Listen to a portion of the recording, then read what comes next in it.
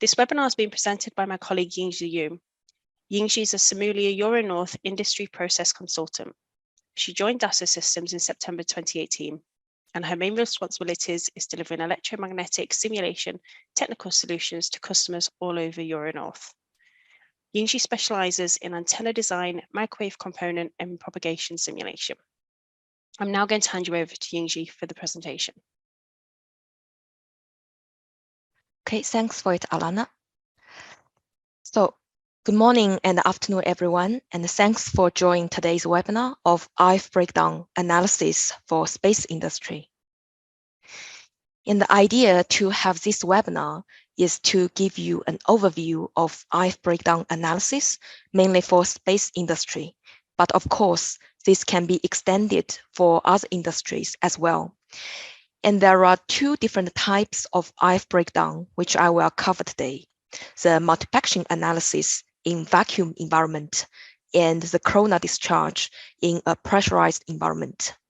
Now, within the Dassault System Simulia electromagnetic portfolios, we do have appropriate solutions or workflows to solve these two different types of IF breakdown. And today I will go through various different workflow between Spark3D, which is a dedicated tool for IF breakdown calculation, and the CST Studio Suite to show you how the breakdown analysis can be performed. For example, how to use Spark3D and the CST high frequency solvers, like the frequency domain solver based on the finite element method, and egg mode solver by using the egg mode equation to calculate narrowband filters breakdown power level, and how to perform ionization breakdown, true or false analysis, or multiplexing analysis for an IF component by importing the electric or magnetic field determined at DC level, as well as the IF fields in Spark3D. In addition, the multi-carrier multiplexer and the multiplexer under-modulated signals can be analyzed in Spark3D as well. After it, I will go through several industrial application examples and the motivation behind it. Now, the reason why we need to perform IF breakdown is because with the time goes by, the IF systems operate at higher and higher power levels, and they have to meet even more stringent requirements. For example, in satellite communication, to improve the throughput or bandwidth, you would need to improve the overall power level or the number of channels. The other example is in particle accelerators. To reach great particle energies, the large number of power level is required, and the same requirement for high power microwave sources, and even for deep space networks and radar systems. In the meanwhile, the volume and mass constraints for the IF systems are more and more strict. So by all these different combinations, the electromagnetic field densities in the components are steadily increasing. As a consequence, the risk of IF breakdown inside the device is getting higher. Now, there are two different main phenomena for IF breakdown. As mentioned earlier, the first one is what we call multipacked breakdown. So for the multipacked breakdown, it happens in vacuum environment. So the free electrons in your component, by some reasons generated from the cosmic radiation or at the surface of your device, and can be accelerated by the electromagnetic fields inside the device. And these electrons then start to resonate between two surfaces of the device. And due to the resonance of the electrons inside the device, the secondary electrons are released from the surface. And the electron density grows with the time, which in the end causes the electron avalanche effects or multiplexing breakdown. And of course, the other breakdown phenomena is what we call ionization breakdown or gas discharge. And this type of breakdown happens in a gas environment. So what happens here is essentially you have some free electrons in your device or the IF component, and these electrons can then be accelerated by the external electromagnetic field. And they start to impact with the gas molecules, and these molecules can be ionized, which means electrons can be released from these molecules. And in the end, this electron density can increase with the time, which will form the plasma avalanche, which is what we call corona discharge. So the IF breakdown of components from these two phenomena can cause some detrimental effects. For example, it can increase the reflected signal power and noise, and sometimes it can also generate some nonlinearity effects, such as harmonic and passive intermodulation products. And when the particles impact on the device walls, it can lead to outgassing as well. And due to the IF breakdown, the temperature increases a lot, which in the end can also lead to the destruction of the device. And all these harming consequences need to be taken into account, of course, as well for the IF component design. So the IF breakdown knowledge has been known very well, and the theory has been well established for a long time. So based on the theory, the analytical formula can be used to calculate. However, this analytical calculation is based on some simplified assumptions, and it's not suitable to calculate the results for complex geometries. And based on the analytical approach, you can get very conservative breakdown power level. In some cases, it might not be so bad from the safety point of view. However, on the other side, you might lose some power from the component operation point of view. Also, it might not be possible to carry out representative analysis in the end. So apart from the analytical estimation of IF breakdown power level, the experimental tests are often used to assess the breakdown power level as well. However, there are still some negative impacts by using physical tests to determine IF breakdown power level, especially when the component size gets larger. It becomes more challenging to perform the physical tests.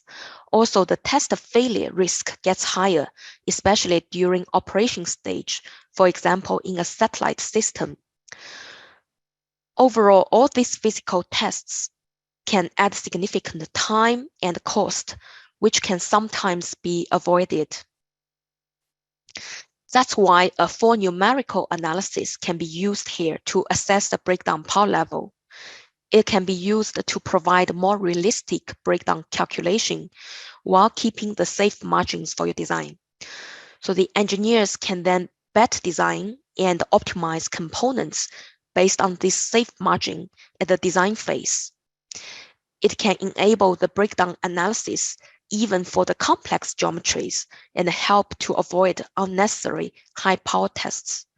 In the end, it increases the reliability of high power components. So after talking about the introduction and motivation of the IF breakdown analysis, now I will show you how the relevant workflows or solutions can be addressed between CST and the SPARX-ready for IF breakdown power calculation. So for the multipackaging analysis, both the particle solvers in CST Studio Suite and SPARX-ready can be used for the analysis. And the typical workflows involving importing the electromagnetic fields calculated from CST high frequency solvers by using like the frequency domain solver and the egg mode solver. Then in SPARX-ready, it can calculate both the multipackaging and corona discharge results. It even provides a post-processing information about the discharge as well. So with respect to multipactor, the breakdown is determined for single carrier, multi-carrier, modulated, and pulsed signals. The predefined and user-defined material properties can be specified in it, and the discharge properties are provided to identify the discharge location and the type. And with respect to corona discharge, the breakdown threshold is automatically calculated, and the breakdown can be determined for different gases, which I will show you later. And the pressure sweep with a yes or no analysis can be performed at a fixed power level as well. So first, let's have a look at the workflow for multiplexing analysis by using the particle solvers in CST Studio Suite. So usually the electric and magnetic fields are calculated by either our transient time domain solver, the frequency domain solver, or even the egg mode solver at first. Then these fields can be imported into the particle in cell solver, where the initial particles are seeded. So in the peak simulation, we can observe the exponential particle increase in order to identify these multifaction effects. And since usually only the threshold is important, there is an automatic detection of this avalanche available to save the time and the memory. Sometimes it could be necessary to let the peak solver calculate the electromagnetic fields self-consistent with the particles, which is of course also possible. In that case, an IF excitation has to be added to the peak solver setup, and more settings are of course available through our multiplexing tutorial, which you can find from our support website if you're interested in it. Now, for certain high power applications, the determination of the breakdown power level is key. And for instance, in satellite applications, the breakdown under vacuum conditions, the so-called multiplexer effect, is of paramount importance since it can destroy its components. Also, in ground applications, the gas breakdown can occur, which can destroy the hardware device. And with CST Microwave Studio combined with Spark3D, one can perform such calculations by importing the electromagnetic fields from the CST Microwave Studio using high-frequency solvers. Then in Spark3D, you can configure settings through high-power analysis dialog. And after numerical calculation, the maximum breakdown power level can be determined. Lastly, through the post-processing step, you can easily identify the discharge location as well. So, of course, the general workflow for IF breakdown analysis between CST and Spark3D, as shown earlier, is a powerful approach, but it requires a representative 3D model. The design process of such a component can be very challenging and demanding in terms of the various requirements. So if once the component is designed, but without leaving enough margin for handling the breakdown, the component has to be redesigned again. That's why any alternatives to this workflow would be welcome when it's feasible, of course. Now, to demonstrate a real example for IF breakdown by using Spark3D and CST Studio Suite, here I would like to show you a narrowband filter example. The idea is to demonstrate how Spark3D combined with CST using high-frequency egg mode solver, as well as the Filter Designer 3D tool, can handle such an IF breakdown problem. And probably some of you may know it can be very cumbersome to design a complete matched filter. If once the complete filter has been designed without leaving enough margin for IF power breakdown, then the complete filter has to be redesigned. As you can imagine, redesign a complete filter can be quite challenging and time-consuming. That's why in this workflow, instead of using a complete filter for IF breakdown analysis, we can use only one cavity to determine the breakdown. And redesign of cavities in terms of breakdown is possible prior to have a matched filter. So the typical workflow for narrowband filter IF breakdown analysis can start with the filter synthesis based on the filter specifications by using Filter Designer 3D tool. The FD3D is a dedicated filter synthesis tool based on coupling matrix. So it can be used to effectively synthesize filter, design, and optimize a filter efficiently. Within the FD3D tool, it can also calculate the stored energy for each resonator at the frequency points. The next step after it is to design a 3D cavity based on the resonant frequency in CST Microwave Studio by using our Egg mode solver.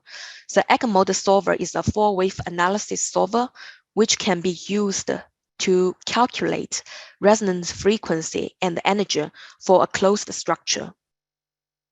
So after the Egg mode fields calculation in Egg mode solver, it can then be exported to Spark 3D. And in Spark 3D, you can calculate what's so-called the scaling factor for breakdown. Essentially, the breakdown threshold can be determined by multiplying this scaling factor with the field you exported from the Egg mode solver. So once we get the breakdown scaling factor and the stored energy from the Filter Designer 3D tool, we can already determine the breakdown power level in filter without designing the complete filter. Now, if the breakdown power level doesn't meet specifications, you can go to the second step to redesign the 3D cavity and calculate the breakdown power level again, following the same steps until the design meets the specifications you defined at the first step. So the advantage to use this workflow is you can assess the RF breakdown power level for the filter without implementing a complete matched filter here. Now moving to the first step to synthesize the filter by using our Filter Designer 3D tool. Here it shows the interface of a Filter Designer 3D tool. As mentioned earlier, it's a synthesis tool for bandpass and diplex filter design, supporting cross-couplings and advanced topologies. It can obtain the coupling matrix from user-defined electrical specifications. It also extracts the coupling matrix from the S parameter. So in the Filter Designer 3D tool, it also provides some additional calculation, such as the group delay, stored energy, which is needed for analyzing RF breakdown power level. So at the top ribbon bar, you can define your filter response, for example, the start and the stop frequency. The bandwidth is just over 100 megahertz here in this example. And after that, you can select the filter topology for this filter, and it will automatically calculate the coupling matrix based on it. So within the Filter Designer 3D tool, it allows you to calculate the stored energy for each resonator across the frequency band you are interested in. You just need to choose the resonator energy level you want to use for RF power breakdown analysis. So here, as you can see, the stored energy at 1750 megahertz for resonator 3 is around 2.69 nanojoule per watt. So after the calculation of stored energy of the resonator in Filter Designer 3D tool, you can then move to CST Microwave Studio and build a realistic 3D cavity model in the Egg mode solver as shown here. So when the 3D cavity model is built and simulated, you can get the resonant frequency and the Egg mode field distribution. And these fields can then be imported into Spark 3D for breakdown analysis. So once the field has been imported into Spark 3D, we can already calculate the multi-factor scaling factor in it.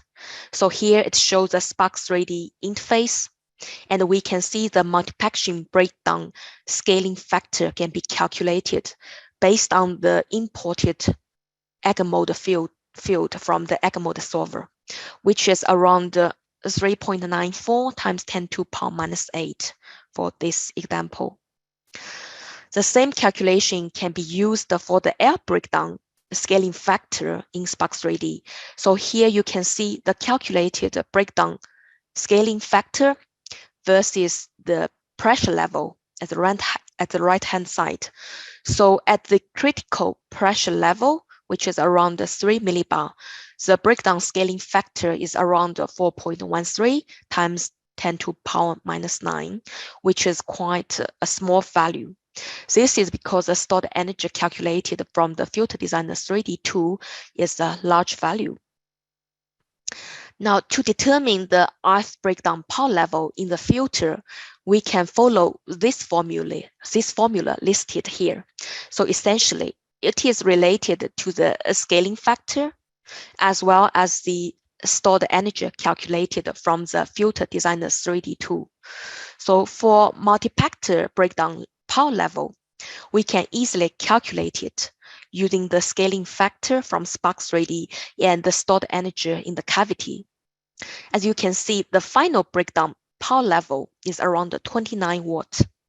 And the same approach can be used to calculate the air breakdown power level. And based on the formula again, we can get the air breakdown level, which is around 3.1 watts here. So the workflow we showed so far is based on the single cavity field calculation and the stored energy. Now to verify the results, we can build the complete 3D matched filter shown here and simulate it by using CST high frequency solvers. As you can see here, the complete filter can respond quite well at the defined specifications between around 1,700 to 1,800 MHz from the S parameter calculation. And the electromagnetic field can also be calculated inside the device as well. So we can then import this calculated electromagnetic field from the CST to Spark 3D. And after setting up the multiplexing analysis dialog box, we can get this calculated breakdown power level for this complete filter, which is the same as the calculated single cavity result if you compare the breakdown power level here. So the same method can be used for gas discharge calculation. And after setting up the corona discharge dialog, the calculated air breakdown power level is also very close to the result calculated using the single cavity example. So when you compare the breakdown power level here, the results are also quite similar. So of course, to use this workflow for breakdown analysis, there are still some points or comments we need to pay attention to. First of all, the workflow is used only for narrowband filter, which is synthesized in Filter Designer 3D tool, and the stored energy can be calculated for resonators to determine the breakdown level. But the same approach can be extended to other cases as well. Of course, to get the accurate breakdown power level for the filter, the field distribution from 3D complete filter has to be similar to the one in the isolated cavity, simply because sometimes the cross couplings in the actual 3D filter model can have an impact on the accuracy, especially when the field is large at the coupling and the breakdown occurs at that region instead. And in the end, we also need to take care of the tuning screws effects, just to be sure when you calculate the breakdown in isolated cavity, the tuning screw is also representative as in the complete 3D filter. So the tuning screws effects can be taken into account on the calculation so that the final results won't be affected, especially at this high pressure level. Okay, so when we evaluate the ionization breakdown, the typical common output we can get from Spark 3D tool is the breakdown power level at a given pressure. Now, it is possible to perform a yes or no analysis at a fixed power level. For example, here, we can evaluate the performance of 4 cavity filter at a continuous power level of 10 watt. So the spark 3D is automatically just sweeping through the pressure range and determines at which critical points the model might have corona discharge. And of course, here we can see the model where the location of the discharge can also be indicated that may lead to the destruction of the device. Sometimes it's also important to consider the external electromagnetic fields at DC level for breakdown analysis. For example, for the circulators and isolators.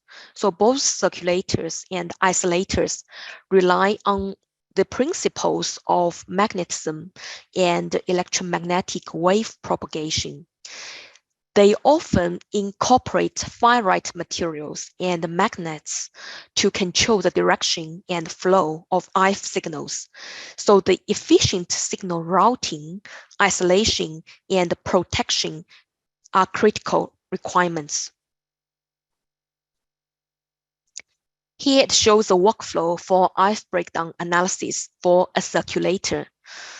So a circulator is a 3-port device, as you can see here, that allows a flow of RF signals in a specific direction, typically in a clockwise or counterclockwise rotation. It exhibits a non-reciprocal behavior, meaning that the signal flow differs depending on the direction of propagation. So in a typical circulator, the port 1 can be connected to port 2, port 2 is connected to port 3, and port 3 is connected to port 1. And the circulators are commonly used to separate and route signals in multi-port systems, enabling efficient signal flow without interference between these connected devices.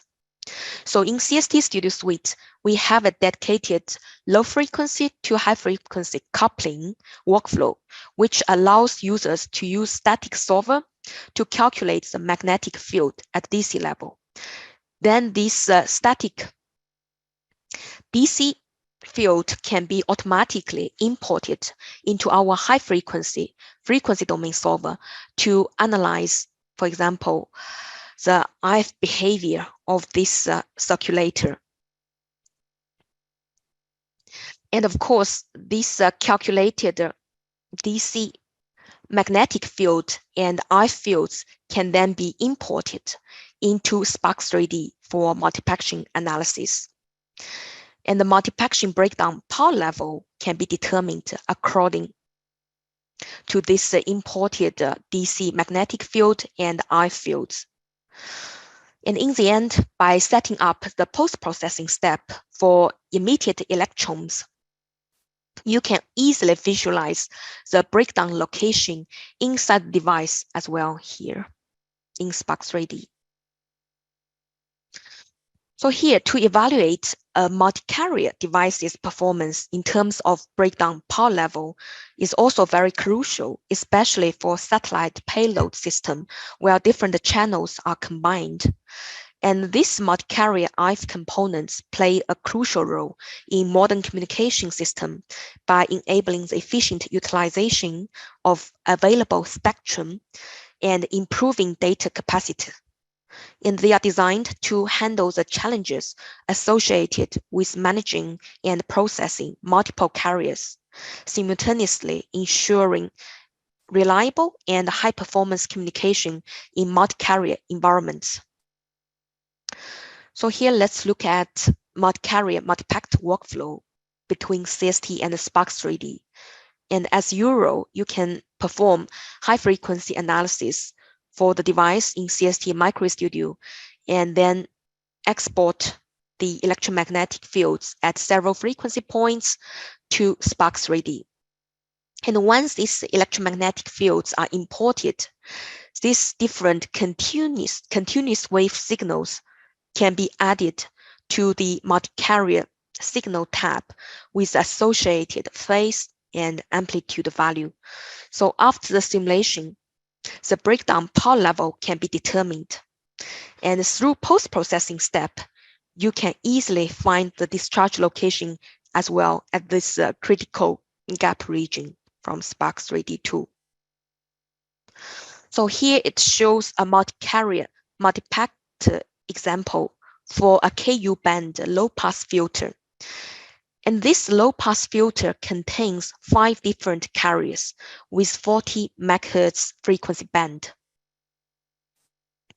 Now, after assigning the different phase and amplitude for each carrier, we can calculate the multi-carrier breakdown power level in Spark 3D. So as shown here, the breakdown power level for this multi-carrier calculation is around 1,624 watt. So apart from the multi-carrier signal, for modern communication system, it uses the modulated signal to allow the transmission of information over a communication channel. That's why how to handle multiplexing on the modulated signal is also very important. So within Spark 3D, this multiplexing analysis on the modulated signals can be simulated as well. So here it shows a typical workflow for calculating multiplexing breakdown on the modulated signals. First of all, the electromagnetic fields can be calculated from CST as Euro, and this field can be imported into Spark 3D. And of course, in Spark 3D, it supports the modulated signal. For example, here it shows the 4-quadrature amplitude modulation signal. Essentially, this modulation involves combining the baseband signal with a carrier signal in a way that alters the characteristic of the carrier. And this modulation techniques allows efficient transmission and reception of information over different types of communication channels. And this is supported in Spark 3D for calculating the multiplexing breakdown power level. So after the performance analysis, the breakdown power level can be determined, as well as the emitted electron growth chart, as you can see at the right-hand side. So now I will show you some real application examples for RF breakdown. And these examples are tested by using physical experiment. However, here we also performed numerical analysis for these examples just to show the value we can bring by using this numerical simulation. So here we are actually simulating an airband microstrip line for multiplexing analysis in vacuum environment. And this project is also supported by European Space Agency. The multiplexing breakdown is analyzed at the gap region. So essentially, we are evaluating the breakdown power level versus the different gap width and keeping the height of the microstrip line constant. So now if you use parallel plate analytical approach, you may find the breakdown power level doesn't change when the gap varies, simply because it assumes the plates are infinite long, regardless of what gap width between the microstrip is, and the breakdown power level will be fixed here by using this analytical approach. So now if we indeed vary the different gap width between this microstrip and compute the breakdown power level in Spark 3D, we can see at these 3 different gap width from 0.3 millimeter, 0.5 millimeter, and 2 millimeter points, the breakdown power level increases when the gap width decreases. And it follows the same trend as the physical experimental results here. However, for analytical parallel plate approach, the breakdown power level is almost constant. And of course, it can have small variation due to the field variation within the gap. Now, the reason why the breakdown power increases at this smaller gap region between microstrip is because when the gap width reduces, the electrons can't travel between top and the bottom plate without impacting with these lateral walls here. So this can influence the resonance behavior of these electrons. Essentially, the energy of electrons to reach top and bottom walls will be affected. So more impacting energy of electrons will be needed to have this breakdown phenomenon. That's why the breakdown power level will be increased when the gap width reduces here for this microstrip line example. So in this slide, it shows the other example from from the European Space Agency project. And this is a 3-pole airband cavity filter. And within the filter, you have actually a gap region between the bottom hollow post and the top post, which is the critical region for the multiplexing breakdown. So for the analytical power plate analysis, you can see actually the calculated breakdown power level is around 22 watt.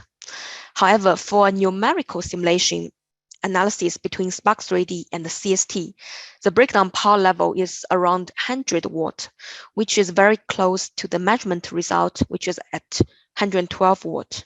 And this shows a consistency between the numerical analysis and the measurement result. And of course, there's also more than 6 dB additional margin you can have at the design level. So when you design this component, you will be safer just to design the component at the requirement power you have when you know this additional margin for the breakdown handling. And of course, this shows the multiplexing effects occurring at this critical gap between the top and the bottom posts. You can see actually the electrons are resonating at the top, at this gap between top and the bottom plate, which causes a multiplexing breakdown. So of course, the bottom post is a hollow structure. So the secondary electrons can travel down through this hollow post and accumulate at the bottom of the post. But in the end, they will be absorbed by it as well. And some electrons can also travel out of this gap region due to the fringing field effects of this finite structure. So in the end, you would need to compensate this electron loss to have the breakdown phenomenon. And that's why we have the higher breakdown power level calculated by numerical approach than the analytical power plate method. And you can see many cases like this that power plate approach can't be used to represent the realistic complex geometry scenario. Of course, for this airband filter for Galileo system, corona discharge can also be performed by using this numerical approach here. Same as multiplexing breakdown, the gas discharge can also happen at this critical gap region. Here we performed the gas breakdown by using the nitrogen and the air at this critical pressure level, which is around 2 millibar. You can see the simulation breakdown power level and the measurement one is very close, which shows the numerical approach can be a valid method to achieve the breakdown power level. So this brings me to the conclusion for my presentation today. So within the Dassault Simuli brand, we do have the dedicated tools and solutions which can help you analyze RF breakdown power level for RF components in space industry. The workflow between CST Microwave Studio and Spark3D can be efficiently used to solve breakdown power level for both multiplexing and corona discharge. The field calculation through CST can be imported into Spark3D, and based on the numerical algorithms, the breakdown can then be determined and located. And combined with some other additional tools, like the filter synthesis tool, such as Filter Designer 3D, for the coupling based on the coupling matrix, and even the faster 3D, which is also a filter synthesis tool for low pass and waveguide related field components design, as well as the CST Studio suite. So we have shown today the process and workflows for the IVE components breakdown in space applications. So that's all for my presentation. And now I will hand over to my colleague Alana for the Q&A session. Thanks for that, Yingxi.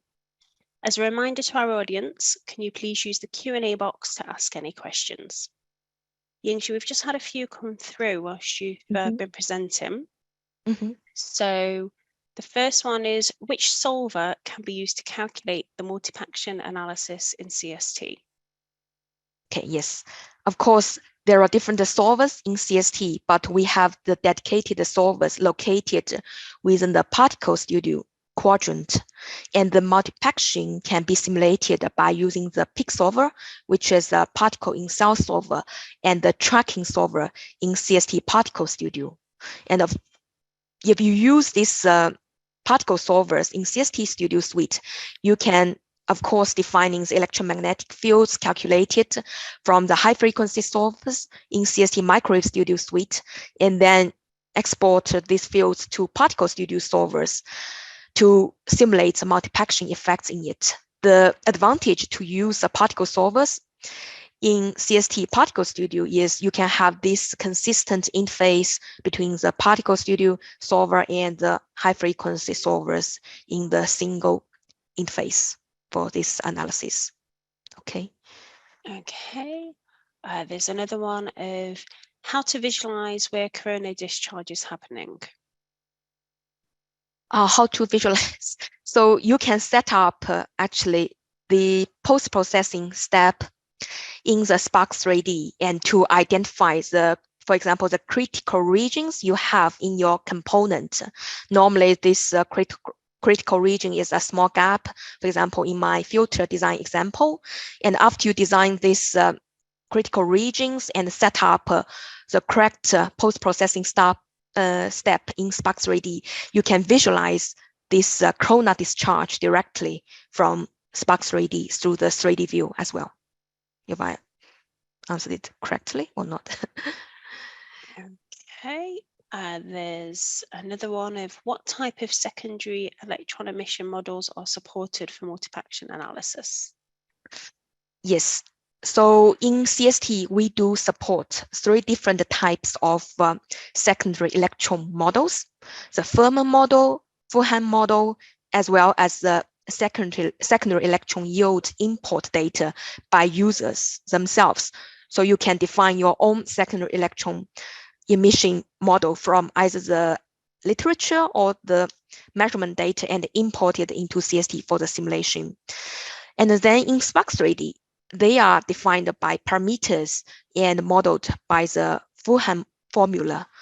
So basically you have the same SEE, the secondary electron emission models defined in CST and Spark 3D. And the nice thing is you can always compare the results by using the CST workflow to determine multipaction power level, as well as a Spark 3D analysis. Okay. Okay, I've got another one. What type of gas are supported for corona discharge circulation in Spark 3D? Okay, yes. So in terms of the gas which can be used in Spark 3D, there are several gases can be considered in the simulation. For example, the dry air, the nitrogen, the helium, argon, etc.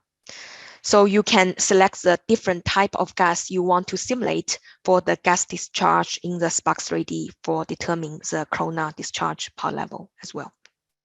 Okay. Okay, and I've got, is this method, are we able to use it for the identification of a lightning strike attachment point?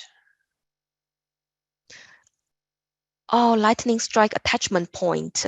So for the lightning strike attachment point, we have actually a dedicated workflow, which I will present in the next webinar this Thursday for EMC and E3 application. You can see how we can use, for example, our static solver, like the electrostatic solver, to determine this high density electric field.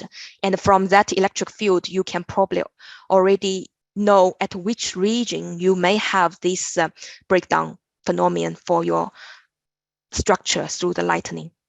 Okay. Okay, and I have in circulator workflow, is low frequency to high frequency coupling automatically calculated? Yes, actually, this is already an updated workflow. You can access it through the CST schematic.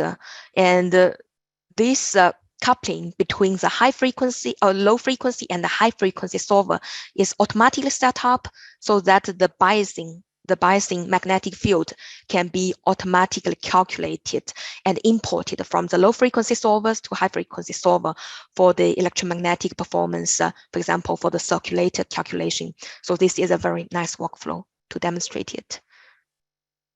Okay, I've got one more that's coming in. Can we use the same workflow for plasma applications? I've got on there that is we first one with a HF solver, then PIC solver. Plasma application depends on what kind of results you want to achieve, because in CST we do have kind of some capabilities to run the ionizations by defining the different ionization, the different curves through this ionization phenomenon in the particle solvers. But of course, this is a very complex phenomenon. So we would need to know the KPIs you want to achieve if you want to use, for example, the particle studio solvers to analyze the plasma applications. But in general, I would say, yes, you can give it a go with these particle solvers, like the PIC solver or the ESPIC solver, which is quite a nice solvers to determine these large time scale plasma applications. But if you want to know more details about it, we can follow up later. Okay. Okay, and I have only interested in the voltage breakdown and ionization breakdown, and only for air, so not in a vacuum. Is this still something that requires Spark 3D, or can it be handled with Particle Studio? Sorry. Yes, okay. So if you are interested only for the voltage breakdown in the air, which is a very high pressure environment, I think the Spark 3D is a more efficient tool to calculate the breakdown power level. But of course, it requires the frequency is the I frequency. So if your component works at R frequency and you want to calculate breakdown power level for the air discharge, then the Spark 3D is a great tool for it. Okay. Okay, I think that's all we've actually got time for, Yingxi. Thank you very much for watching this webinar.